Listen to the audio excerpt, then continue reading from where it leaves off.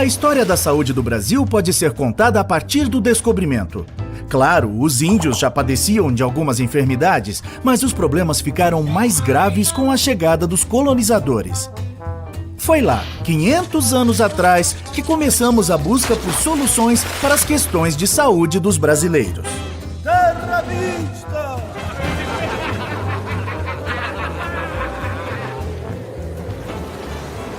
Durante os 389 anos da colônia e do Império, pouco ou quase nada se fez pela saúde no Brasil.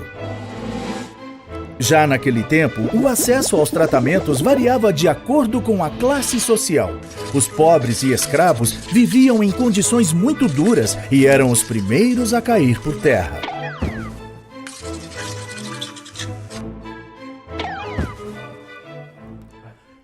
Já os nobres e os colonos brancos com posses tinham acesso aos médicos e remédios da época, e assim, maiores chances de enfrentar as doenças e a morte.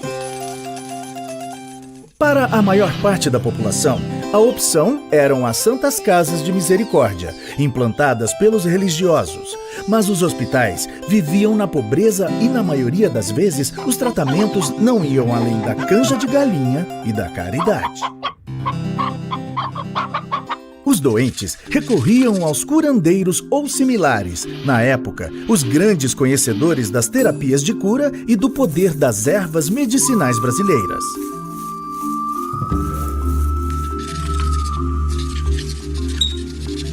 Vou curar vosso ser.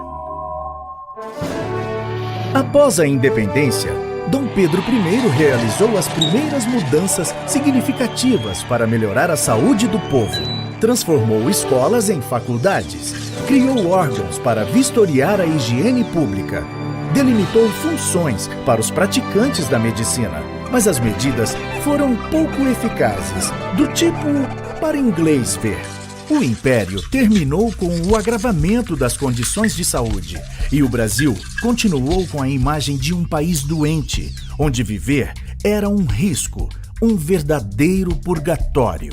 Eu é que não vou para o Brasil, opá. Lá tem muita doença. A República trouxe novos ares e esperanças de avanços na saúde. Agora sim, com a República, a saúde do povo vai melhorar. Com o fim da escravidão, o Brasil passou a depender da mão de obra dos imigrantes para o trabalho nas lavouras de café e nas fábricas. Mas a fama de um país insalubre afugentava novos operários.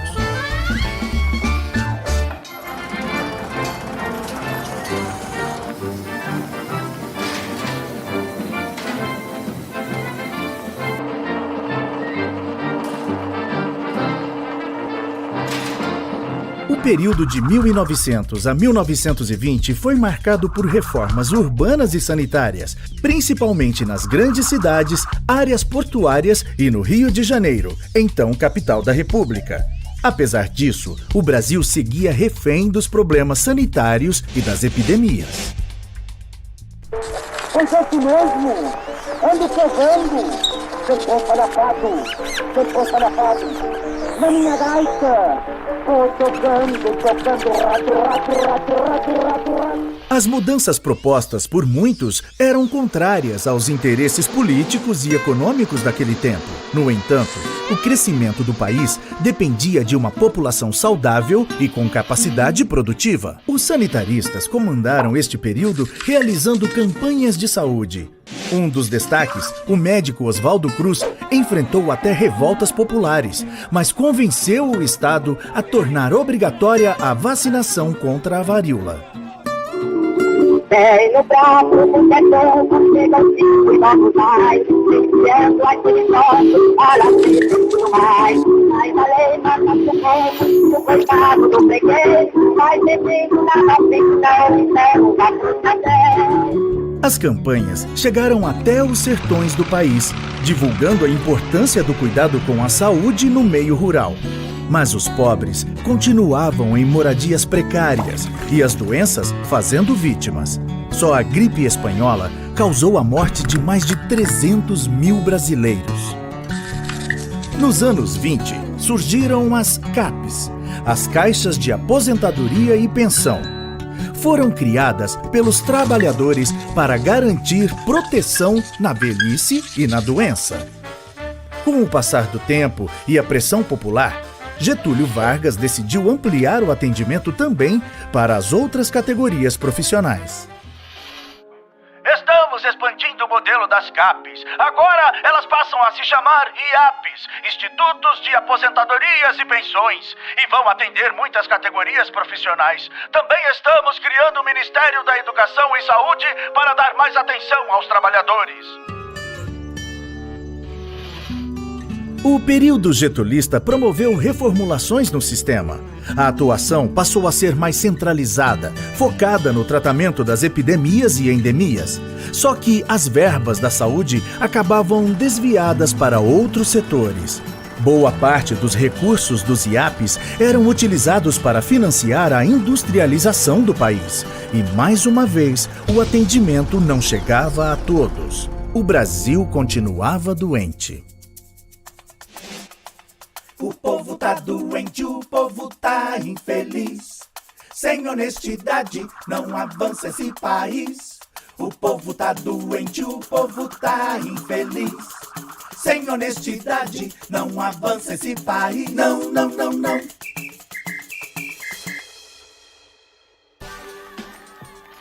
A Constituição de 1934 proporcionou aos trabalhadores novos direitos, como a assistência médica e a licença gestante.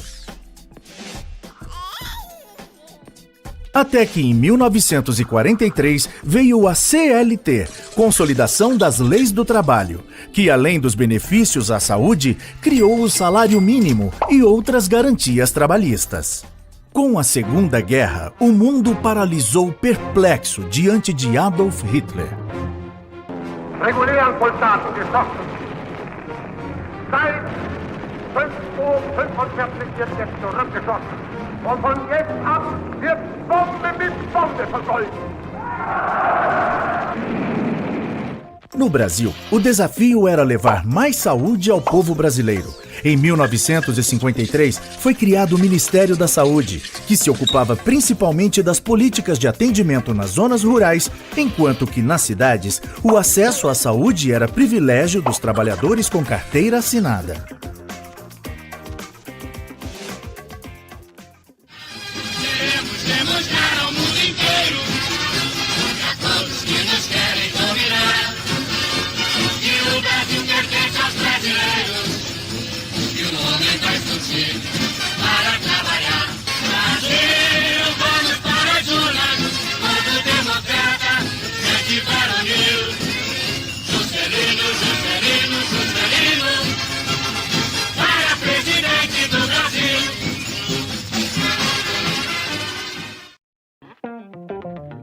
O presidente JK estava muito ocupado em construir a nova capital e dar impulso à industrialização.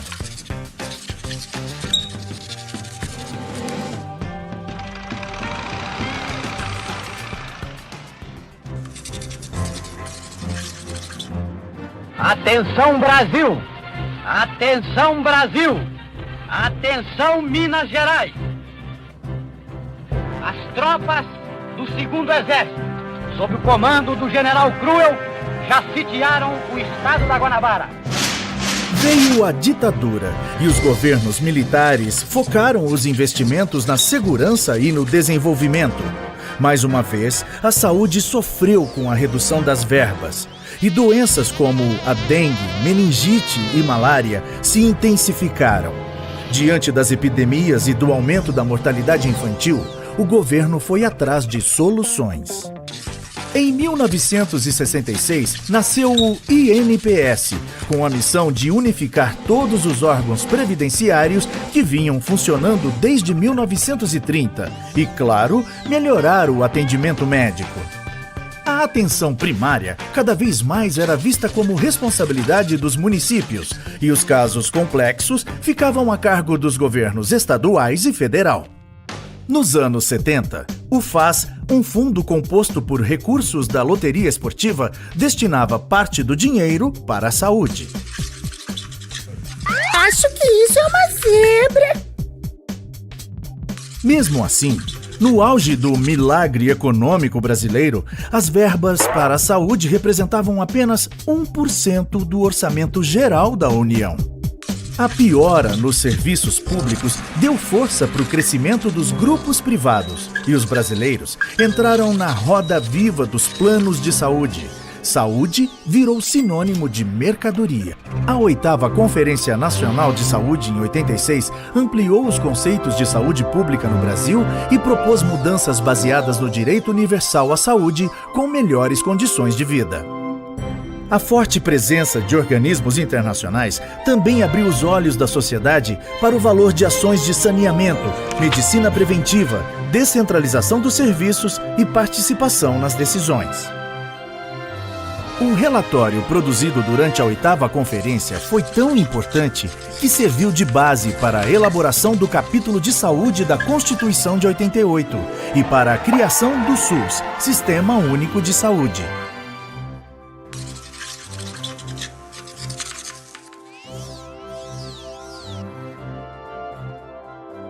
Declaro promulgada o documento da liberdade, da dignidade, da democracia, da justiça social do Brasil. Que Deus nos ajude que isto se cumpra. Embora ainda com participação do setor privado, o SUS estabeleceu o princípio de um sistema de saúde gratuito e de qualidade para todos os brasileiros. Vários programas importantes, como o PSF, Saúde da Família, o Profai, de Formação em Enfermagem, e as RET-SUS, Escolas Técnicas Profissionalizantes, foram criados nessa época e até hoje contribuem para a qualificação e humanização do atendimento. O Brasil mudou de patamar na saúde pública. Os avanços são inegáveis, mas os desafios continuam imensos. Até hoje, o SUS não recebe verbas suficientes e isso tem reflexos diretos na qualidade do atendimento. A saúde também segue sofrendo as consequências da corrupção e do gigantismo do Brasil. Assim como há 500 anos, ainda estamos em busca de uma saúde de qualidade para o povo brasileiro e esperamos pelo momento onde o Brasil faça valer o artigo 196 da Constituição. Saúde, um direito de todos, um dever do Estado.